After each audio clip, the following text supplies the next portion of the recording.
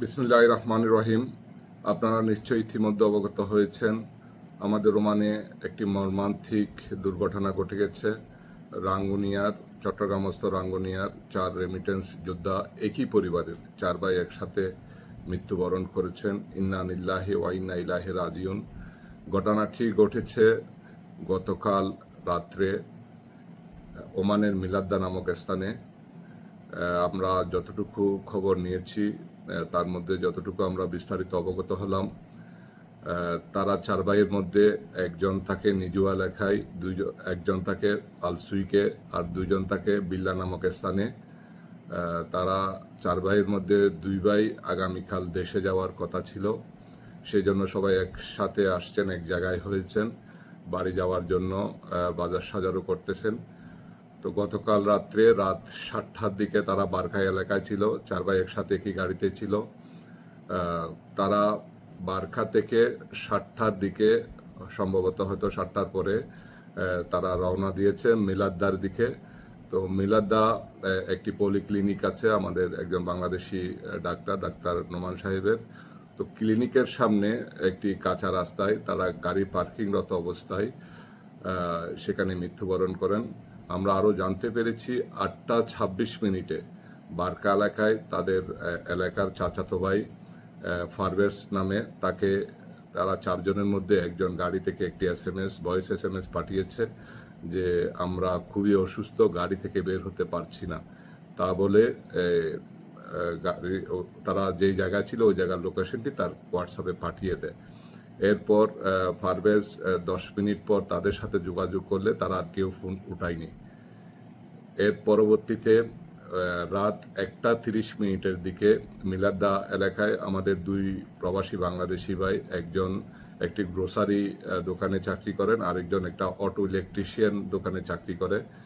তারা 2 জন দোকান বন্ধ করে যখন ডাস্টবিনে ময়লা ফেলার জন্য যাচ্ছিল, তো ক্লিনিকের সামনে রাস্তার পাশে গাড়িটি দেখে তারা কৌতূহল জাগলো যে এত রাত্রে গাড়ি চলন্ত অবস্থায়, এখানে তো কেউ নাই। পরে তারা মোবাইলের বাতি জ্বালিয়ে দেখলো যে সামনের সিটে 2 জন, পিছনের সিটে 2 জন, তারা একদম গর্দন ছেড়ে দিয়েছে। খুব খারাপ অবস্থায় তাদেরকে দেখতে পাওয়ার পরে তাদের যখন সন্দেহ জাগে, তারা অনেক ডাকাডাকি করলো, দরজা খোলার চেষ্টা করলো, কোনো সারা শব্দ না পেয়ে স্থানীয় পুলিশে খবর দেয়। তখন রাত 2টার দিকে পুলিশ এসে যখন তারা বুঝতে পারে, তখন অ্যাম্বুলেন্সকে খবর দেয়। তাদের যারা এক্সপার্ট আছে অ্যাম্বুলেন্স আসার পরে দরজা খুলে তারা 4 জনকে গাড়ি চালু অবস্থায় 4 জনকে মৃত অবস্থায় উদ্ধার করে তারা প্রথমে মিলাদ্দা হসপিটালে নিয়ে যায়। এরপরে তারা মাস্কেটে রুসাইল মিলিটারি হসপিটালে হস্তান্তর করে। এখন বর্তমানে তারা মিলিটারি হসপিটালে আছে রিসাইলে। সেখানে তারা ময়নাতদন্ত করে আসলে কি কারণে মৃত্যু হয়েছে সেটি জানা যাবে। এটি কোনো সড়ক দুর্ঘটনা ছিল না।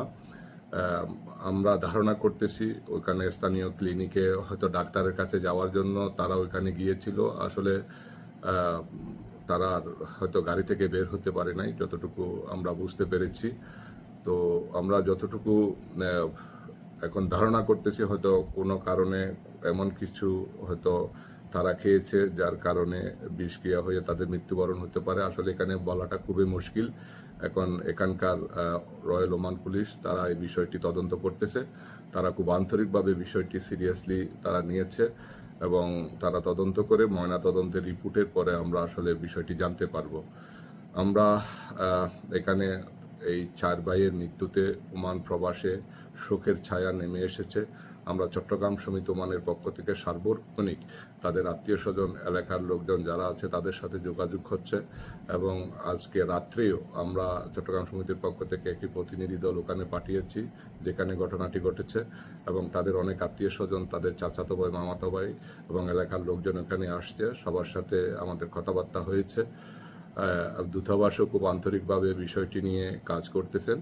আমরা আশা করছি যে ময়নাতদন্ত সম্পন্ন হওয়ার পরে যাবতীয় প্রক্রিয়া সবগুলি শেষ করে মৃতদেহ দেশে পাঠানো হবে ইনশাআল্লাহ।